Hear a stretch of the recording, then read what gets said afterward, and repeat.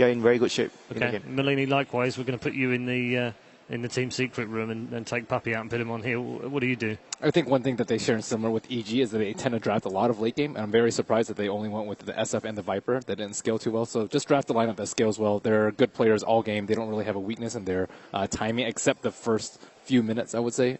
Sometimes they draft too greedy of lanes, which was the complete opposite of last game. It's quite an incredible achievement already when you think about eHome. I think LD mentioned in the commentary that they were only just on the last day got out of that bottom four. Had to win a couple of games to get out of that and get in the top four. They've done that. They're now in the upper bracket. They get the worst possible draw in the entire quarter-final against the hot favourites, and they've won the opening game. What really struck me about that performance is that you looked at AeroTK when he got out of they were going for the break between the two games, and he was super calm, super, chilled. He's a very emotional player. You could, usually when he causes an upset, he's going to show it. He's going to show how happy he is about the performance. Here he was not, I won't say he was unhappy, obviously, but, he was very calm. So that's scary for Secret. It means eHome came into that best of three convinced they could win. So they keep the focus. They're not surprised they won. They won. They're going to, they're looking to win the second game. Yeah. Do you think that Secret, when they were in the pod afterwards, looked a little bit shell-shocked? It seems so. I mean, it's hard to tell from up here because we're not so close to them, but it did seem like it was a bit of a, wow, what just happened? Yeah, they probably saw it coming, playing that game, they probably felt what was wrong, when he gets the boots of Charles. They can tell something's wrong, so they saw it coming, but it's always, all right, it actually happened. We just lost the first map in the main event, although we're considered favored to take it all. So. Yeah, okay, and we're into the final minute before the draft begins. Any final thoughts from you gentlemen about maybe eHome take this 2-0? I was thinking, what if Kuro had hit that egg one more time? Oh, yeah. Yeah. Oh, yeah. That was really crucial. They could have actually won that fight if they were able to destroy the egg. It was just really unfortunate. Yeah, and I think that's one thing that we need to say that, we've praised eHome's plays, and we've praised Secret too. That was still a very close game. Secret were outdrafted in the sense that if that game got to 25 minutes without them having a gigantic advantage, they were in big trouble. But both teams made really great plays, and it was still a very close game. They still had a fairly big advantage, I'd say. Yeah, they did. Very quickly, 2-0 or 1-1? 1-1. 2-1 Secret. My man. I think 2-1.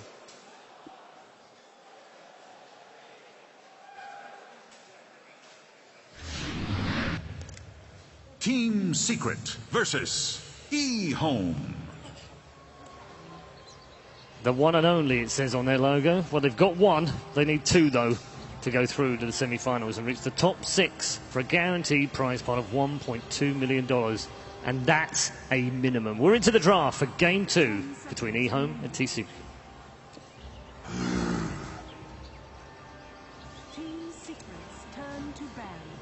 Secret is they're removing the corp once more. I believe they did this as well in the last game. Secret or Radiant and first pick? Both the games, right? The last game they were first pick as well. Interesting. They opened with the Shadow Fiend. That's that's very unusual. It is, yeah. Yep. But I think between 2/3 and 75% of the games in this patch have been played. So that means eHome prefers Dire because they. Yeah.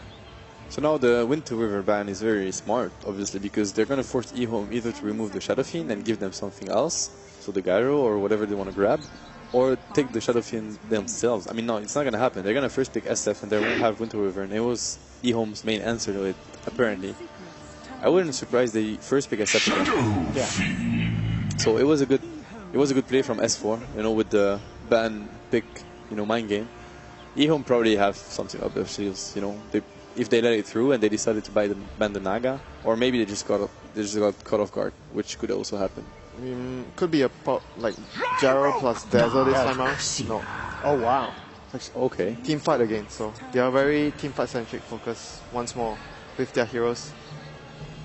That is interesting. It's very early doors here. Yeah, certainly one of the signature heroes of ROTK throughout his career, but not a hero that we see too terribly much of. I really like that Secret went for the same first pick. I think it shows a lot of confidence, and that's definitely what they need. If you're a Secret fan, it's got to feel good. 10 seconds remaining. So do you think that they will follow up with the same support, Dazzle once more? Yeah. I think it's a good pick. I think another option open to them is like Reserve time. if they don't want a team fight versus eHome, they can also just go back to their Wisp strats and just kind of split around the map. I think a big problem that they had last game was not being able to push out lanes and not scaling well. And with Tiny and Wisp, or Wisp +1, I think you eliminate both of those problems with one hero. Wow. Okay. That was quick. Okay, so this is one of the more unusual drafts that you're going to see out of Secret. This will almost certainly be an Arteezy Anti-Mage, and then S4 taking over on the Shadow Fiend. So if Secret wins that game, that means we're going to see later in the tournament some first pick anti-mage, which happened already at TI, but it's not the funniest thing ever because you get an anti-mage in every game. But I mean, it's very risky from them to pick anti-mage that early because now eHome can set up as much as they want. The only weakness eHome has in their draft is that, you know, if you want to like go aggressively anti-mage and pressure him, then you have a Darkseer safe lane, which isn't necessarily the best use you can do of Darkseer. Like, especially on the dire side. safe lane is pretty good. It's better than Radiant safe lane for sure.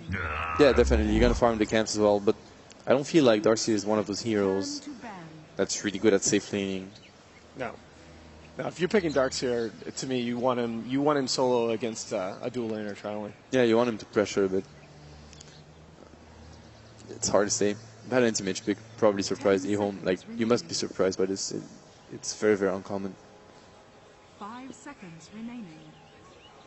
I still think they have to do something to pressure the AM. Like you talk about Darkseer, but Darkseer alone can't really stop the AM. AM is actually very decent in the lane against a Darkseer. You can always like get the spell shield early, and he can just blink and harass you with the mana break. So I think anti-mage is really fine with just one Darkseer alone in the lane. He should be able to free farm regardless, unless you bring more heroes in. Even later on in the game, Darkseer is a very good mana void target. Yeah. No, and I mean, Arteezy has played Anti-Mage, it looks like 6 times this year, 7 times this year, and I mean, he's over 750 GPM average on the hero. Just absolutely crazy. And we haven't said it, but those are 2 Arteezy heroes, and they first picked 2 of those, so it's going to be an S for SF, I would assume. I don't think S4 is going to play anti-mage. So what kind of pressure lanes are we looking at with Tusk out? Undying, I think. Undying could be a good option here for them if they want to run dual lanes with the Darkseer. Do you think they can just dodge it and then have a safe lane carry that's as strong as, if not stronger? Do you think Gyro +1 mid is good enough? Depends though on the whole lineup and what type of support heroes they have. And right now, eHome has very strong lanes. They have Rubik plus Gyro. Their lanes are very strong. So if they do like Darkseer +1, any strong strength hero to disrupt the anti-mage's farm, the anti-mage can't really go anywhere else. Yeah, I like the Rubik pick to deny it from Secret. That's definitely a Kuro hero. The Dazzle pick certainly expected. You'll see Puppey taking over that role. Again, Secret's draft is, like, I mean, I'd say more balanced, but it still lacks a lot of disable for now. So their last picks are going to be very important. I don't think drafting something like a Spirit Breaker or Viper again will do them any good. I think it will. It's very scary. They need to have very balanced. I think Amber could also be good. Because they don't have any stuns, and there's Iron Shell plus Ember. That's usually something the Chinese teams favorite to go. It's pretty scary in the middle game if you don't have lockdowns against that. So what do we think here for Secret's offlaner? I'd lean toward an Earthshaker, although Zai doesn't play that hero too terribly much. There's still a Brood in the pool. There's still Brood. Ooh, wow. Yeah.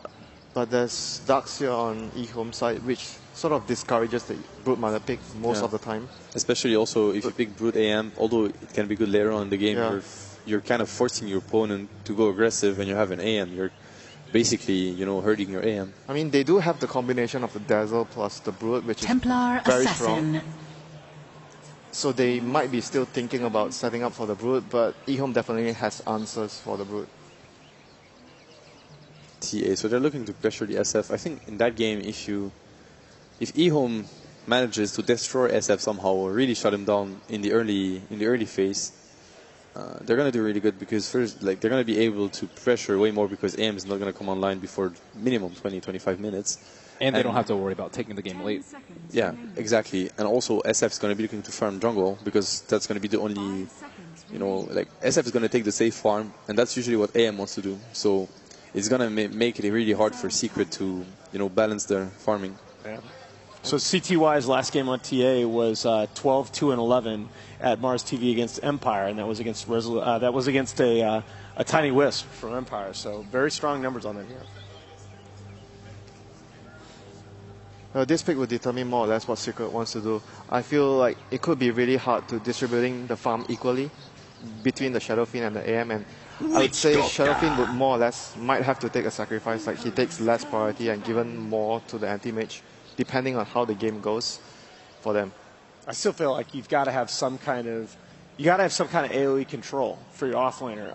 Tidehunter doesn't make sense because you've got 2 heroes, even 3, that can buy a BKB already on the side of eHome. I still Earthshaker I feel gets there earlier with this combo.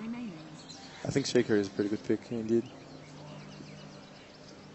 Shaker is more like team fight focus as well. Like I talk about having pressure against the anti-mage. Like I think their lanes at the moment they can still do like Undying still fits very well with You mean their for lineup. eHome or for... For eHome, they can do like Undying off lane plus Darkseer, and Undying plus TA is, I personally like the combo a lot, the traps plus the tombstone. And now they got rid of the Brood, which is good. So if they actually, like you mentioned, want to go for a dual lane, off lane, which they also could, but that lane is not the weakest though. Like AM, Dazzle, Witch Doctor is still a strong lane. Yeah, definitely. Still now a they good can lane. get away with the dual lane, safe lane that's going to control whatever Zai plays. Brood was the only hero that could actually pressure, I think, Rubik, Gyro in a 1 versus 2 situation. Yeah, definitely. Not even pressure. Like she can even win the lane by herself. Undying is actually terrifying to me right now. By is Spirit Breaker still good here for Zai, as in the last game? I don't think it is. I think they need area control. I think something like Shaker, Magnus. It's hard to say. They need something very special. Zai doesn't usually play either of those. He's more like, an axe bristle sort of a guy. Bristol is like a space taker. I feel they need a space maker now because having Anti-Mage and Shadow Fiend, they can't afford to have a Bristol in their lineup. Yeah, I think Magnus is too slow. It's too crowded. They need someone to make space. I think it can be a pressure lane, though, if you have, like, BB Dazzle. Yep, possible. That would be possible, but if you don't do very well in the laning phase, it'll be very hard to distribute farm among the calls. That is very interesting. Night Stalkers. It'll still be something similar to the Undying plus Darkseer, or like you have a strength core, a strength support that roams around, and having the silence is very strong against anti-mage. You know, those 3 heroes together, like Templar, Night Stalker, and Darkseer, the chasing potential, They it's just run at you. insane.